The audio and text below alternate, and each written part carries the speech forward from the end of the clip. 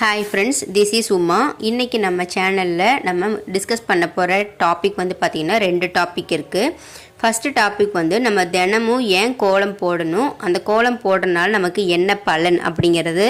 Second topic, எந்தெந்த நாட்களில் எந்த மாதிரியான கோலங்களை வந்து நம்ம போடணும்.